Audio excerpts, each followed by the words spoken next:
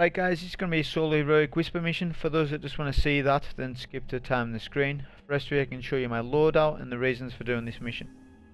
So, number one, I'll talk about my loadout. So, we were on a Hunter Nightstalker. Bottom tree with Vortex Grenade and Gambler's Dodge to get our melee ability back when we dodge. We paired that with 6 Coyote, so it's based around your invis. As terms of weapons, we've got the exotic grenade launcher Witherhoard on. A solo auto rifle with anti-barrier rounds on. And a heavy grenade launcher, which we did actually start with Fallen Guillotine for most of the run, and then we swapped to the heavy grenade launcher when we get to the 3 bosses at the end. Make sure you put Taken Spec in your stuff. I had anti-barrier on for the Vandals. You can shoot through their shields and stuff like that, so it's actually handy.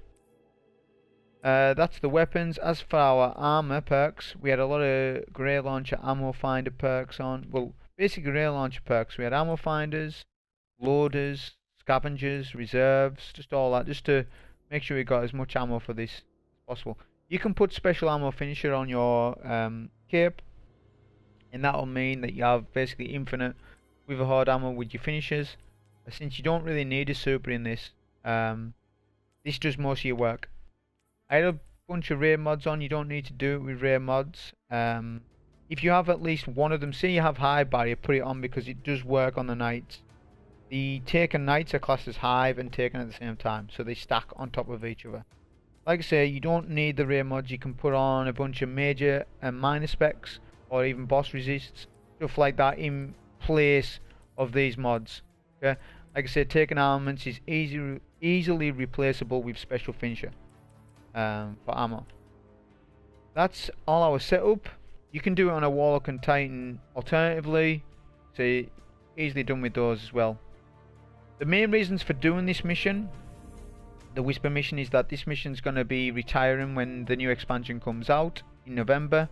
So if you've never experienced, seen or done this mission at all, you want to be doing it before then. Like I say, it's going to be removed entirely, so that's one reason. The next reason is for people who are new to the game that haven't got the exotic sniper rifle Whisper the Worm, which is obtained via the normal version of the mission. Right now it's not super strong in PvE. It's strong, but it's not super strong. When sniper rifles get buffed in PvE, which will happen at some point, this will then become probably a PvE meta again at some point. So you want it for that.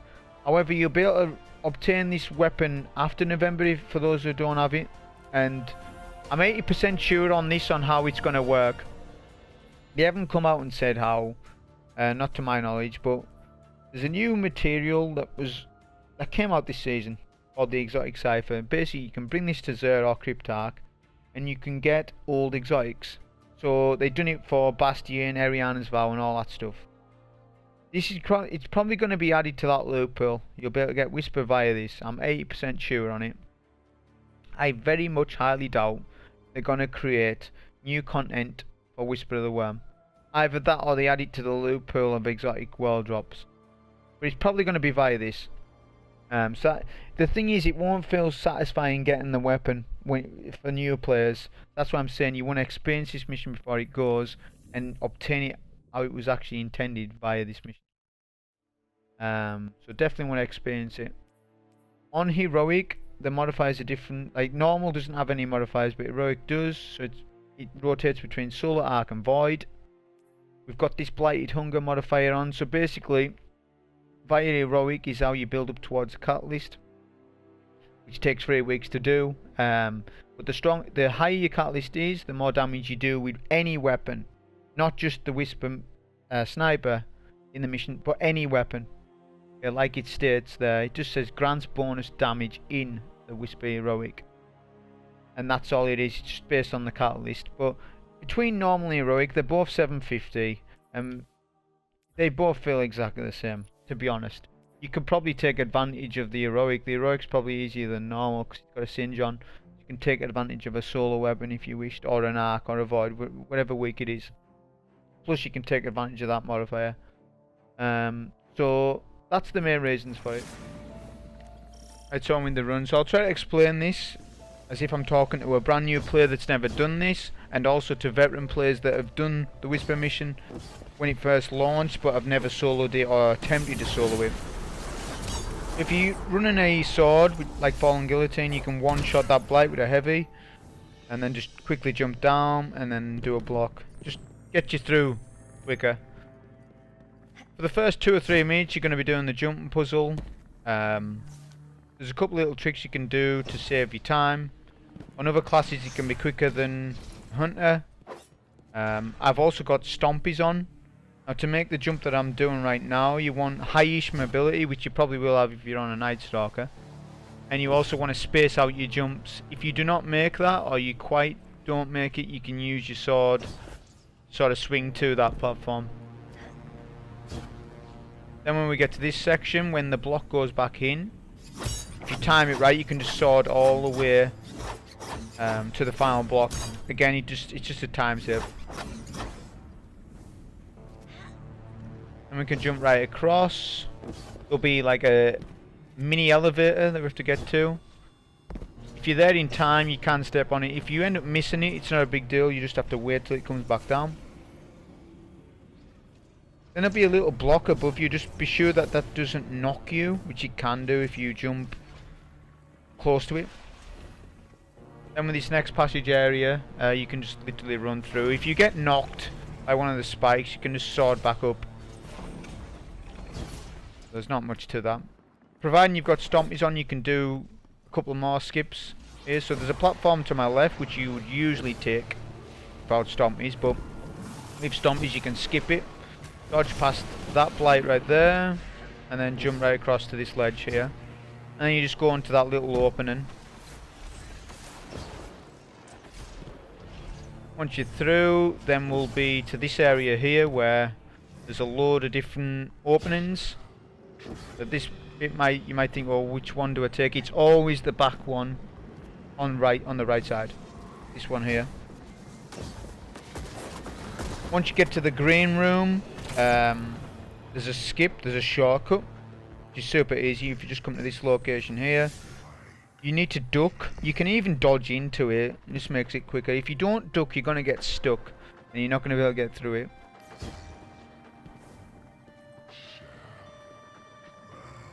So we just run round to the left section. Then we need to make a jump. Just drop down. You don't need to waste any jumps. Just drop down and activate your jump when you get close to the opening. And we can jump over the hole there and then through. It's pretty much as you see. There's not much to explain about it, but if you're new to it, like the jumps, you need to practice the jumps before you know, if you're taking 5-10 minutes to do the jumps, then it's no good. You'll just need to keep practicing until you get the jumps done in like 3 minutes, I believe. So we're gonna skip to what we're gonna put on the loadout that we were actually running, which is 6 Coyote. Took Stompies off, don't need it anymore. All the rooms have different burns. So the first room, as you see here, is mainly solar shields. The second room, which we're going to come to soon, is void shields. So this is some solar, but it's mainly void. And then the final room is arc. So you want a solar, void, and arc energy weapon on you, or match the burns, which I ended up doing. Okay, so we dealt with the 2 captains. There's one more sniper to deal with. Anti-barrier rounds can shoot through his bubble, which is nice. That's why we've got that on, rather than taking Spec. Then we've got the not curse, but the Thrall to deal with, which we can do with a Witherhoard and a nade for ammo.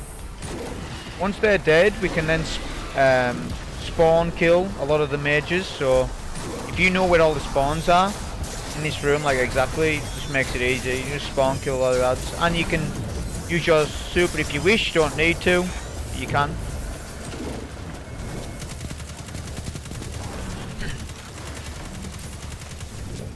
And that's pretty much the room clear.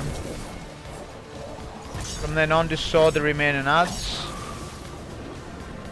And on to the next room. This room is just sort of small. Still sort of the same location. There's just solar shields. It's not like the actual second room, so to speak.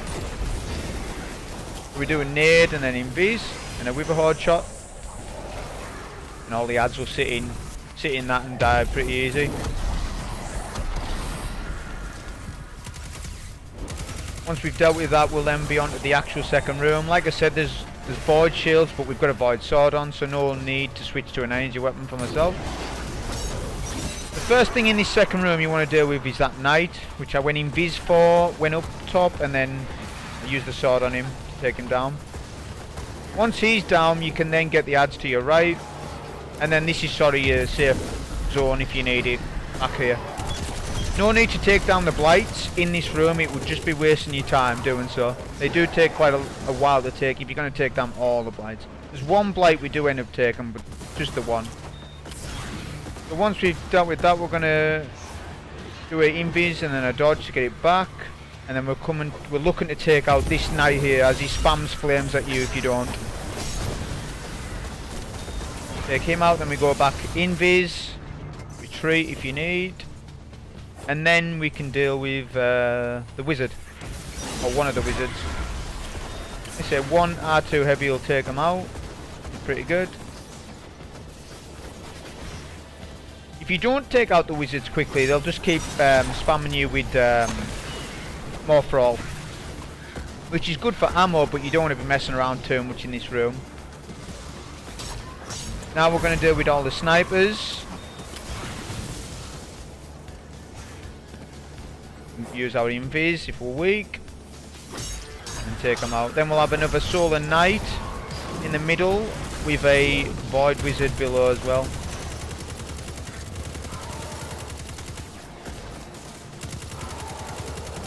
Take him out pretty comfortably with Witherhoard. There will be a load of void shields, acolytes in the middle, but we'll end up using our sword on those, so they won't be an issue.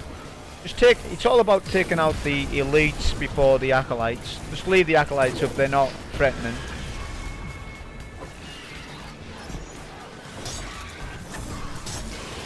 So we end up swording that wizard as he retreated back into the cave, which sometimes happens.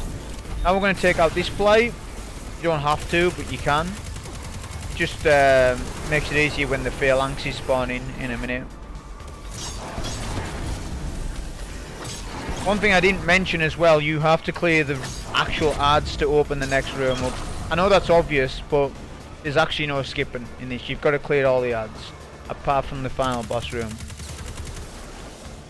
So now we're going to switch to a arc energy weapon, since the far room is mainly arc. There's solar shields, there's even void shields, but mainly arc. Okay, so we put on a bow as well, it's nice for this bit. When you step so far in this room and take out some of the snipers, the phalanxes will spawn behind you. We can use our sword on those to take them out. Then on this bit you need to take out all 3 snipers to spawn in the blight to actually shoot it. The scions you don't need to take out, however. But I did just for ammo purposes. We're swapping off our sword to a grenade launcher now, heavy grenade launcher. And we'll just take out some of the scions for ammo, the rest of them. They're easily took out.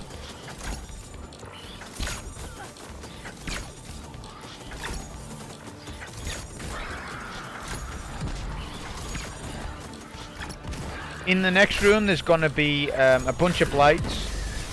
If you're doing this run on a hunter like me, it's probably better off just to leave the blights up. It takes a long time to take down the blights, like all of them. So you're better off just leaving them up. They're just a time waste. As soon as you sort of enter the room, there'll be 2 spawns, 2 major spawns, one to your right and one at the back of the map. It's a good time to use your tether if you want to. It just clears them pretty quick. Not essential, but like I said, you get a time gain off doing it.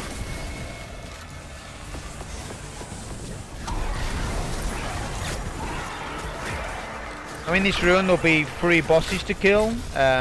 They don't all spawn in at once though. Once you kill the final ad or the final phalanx, the first boss will spawn in at the back of the room, which will be the taken fallen, who keeps doing his shield basically. We stuck him with Witherhoard, then we went invis, so he gets that tick damage while we're pretty safe. Always remember to dodge to get your invis back as well. Super important that you do that. On a hunter you can pretty much play in the middle of the map even when there's a lot of ads up, since you've got that survivability with your invis smokes. But on a Titan you might want to play it differently. On a Warlock you can go Devour, so there's different ways of doing it. So since we were in that cave that I was just in, the boss will actually hug this area right now, which is a good location for me to do Witherhoard and nades and all that stuff on him.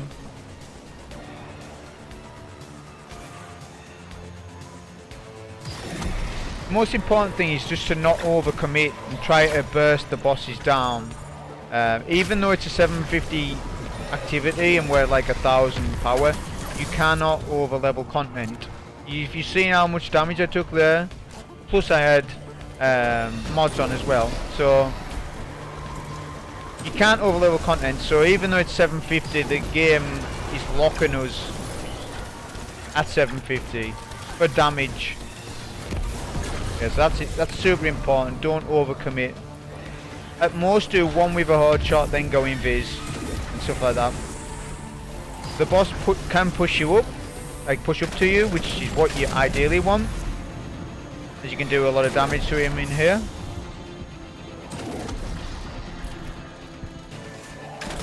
The two bosses already spawned in earlier when the boss was about half HP, so we can now deal with those two. Ads are not they're not required to be killed, but it is handy when they're dropping ammo and stuff for you, so try to kill some of the ads with your Witherhoard at least. Now if we come to this cave here, the next two bosses will actually group up nice for us again for Witherhoard to use it on them. Try to shoot down the purple orbs as well, as you do take a lot of damage off them. You don't.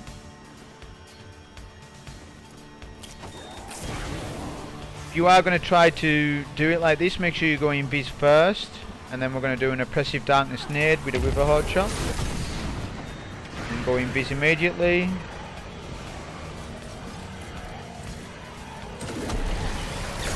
If you do have any ads push you in this cave, like I said, take them out just for the ammo.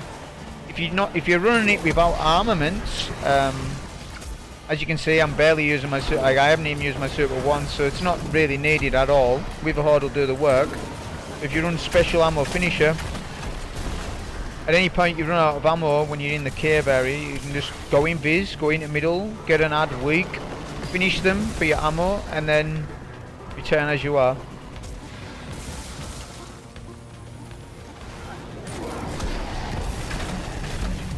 So we finish off the second boss, and then we just have the Centurion to deal with. Like I say, it's a fun solo, definitely doing the Whisper mission, so I know there's a lot of people that have done this mission when it launched but not soloed it because there was no gain to soloing it, not like the dungeons where you get an emblem. There's no emblem for this, there's no benefit to doing it solo. It's just a cool mission to solo, essentially.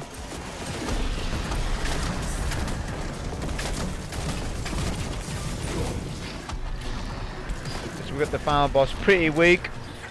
Let's take out these blights. We've got a super to burn, so we'll just use that to finish him. And that was basically a solo on the Heroic Whisper. Hope you enjoyed it. Thank you.